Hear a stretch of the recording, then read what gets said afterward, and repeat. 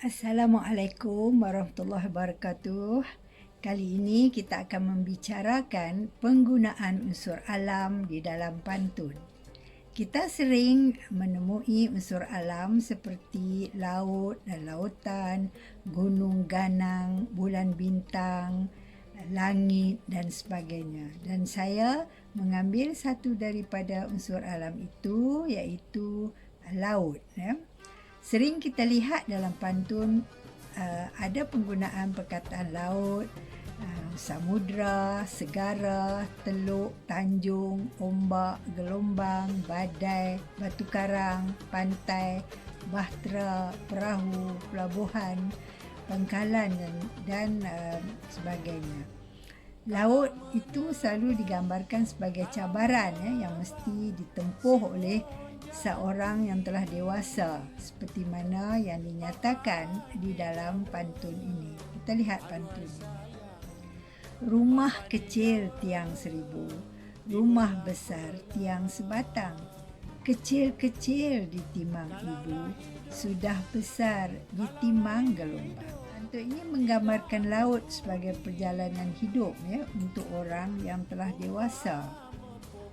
Jadi sering juga diselitkan di dalam nyanyian kanak-kanak melalui pantun ini orang tua menyediakan minda anak-anak untuk menempuh alam kedewasaan.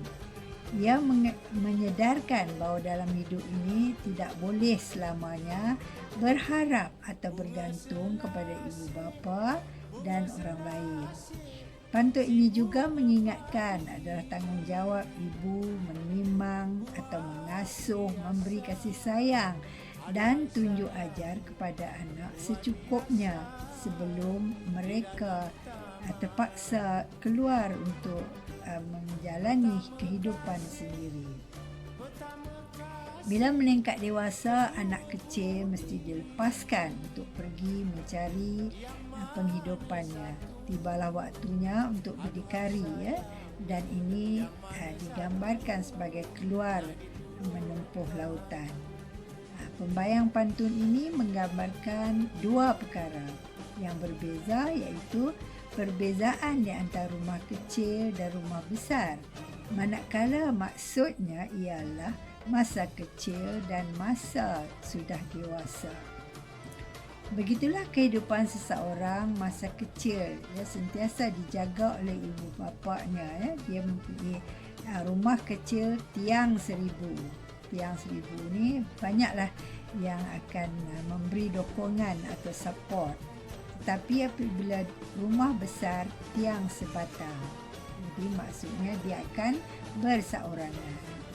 Dengan mengatakan kecil-kecil ditimang ibu, mengingatkan bahawa tanggungjawab ibu itu untuk menimang dan memberi kasih sayang kepada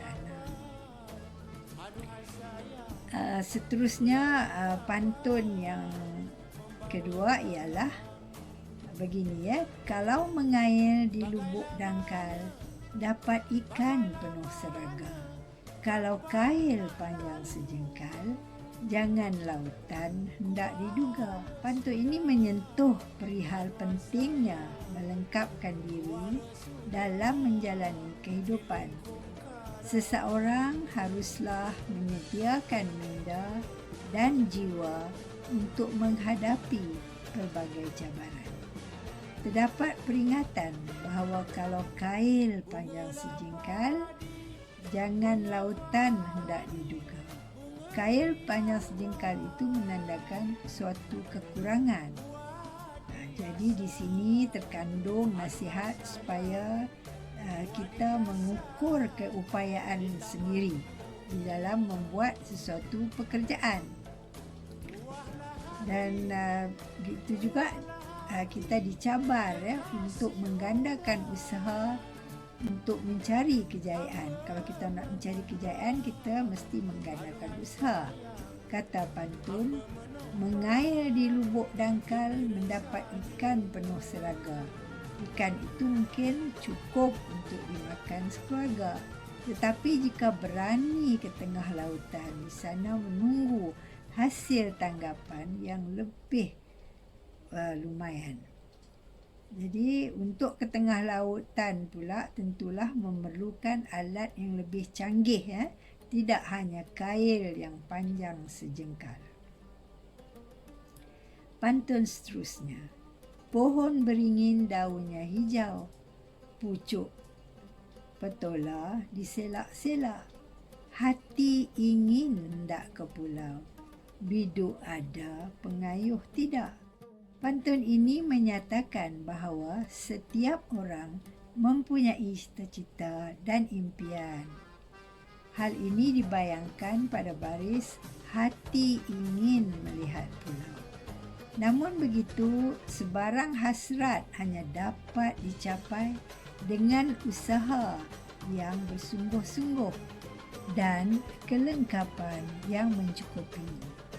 Ya, kelengkapan ini termasuklah ilmu pengetahuan dan kemampuan fizikal dan mental. Biduk atau perahu yang dimiliki adalah perlambangan bagi ikhtiar manusia untuk sampai ke pulau yang diumpamakan sebagai cita-cita. Seperti mana seseorang memerlukan biduk dan pengayuh, maka begitulah juga persiapan yang diperlukan oleh minda dan jiwa di dalam menempuh kehidupan. Perahu yang selamat sampai ke destinasi adalah simbol sebuah kehidupan yang berjaya di dunia dan di akhirat. Sementara perahu yang tenggelam di lautan membawa makna tersirat sebuah kehidupan yang telah musnah. Orang-orang yang selamat sampai ke pulau merupakan orang-orang yang berjaya menjaga kehidupannya dan terpilih untuk menerima rahmat Allah. Ada sebuah pantun lagi yang juga menyentuh kehidupan laut dan pantai dan sebagainya. Jika dilurut padi masak, jatuh ke tanah berderai-derai. Jika takut di lambung ombak, jangan berumah di tepi pantai. Di atas mengingatkan setiap orang untuk mengukur keupayaan sendiri. Hidup penuh dengan cabaran dan jika tidak berani mengambil risiko, janganlah menceburi bidang-bidang yang di luar kemampuan. Seseorang yang tidak mempunyai cukup persediaan tidak akan dapat mengatasi cabaran yang diumpamakan sebagai menduga lautan. Orang yang tidak cukup persediaan diibaratkan sebagai pengail yang mempunyai kail panjang sejengkal ataupun orang yang takut di lambung ombak.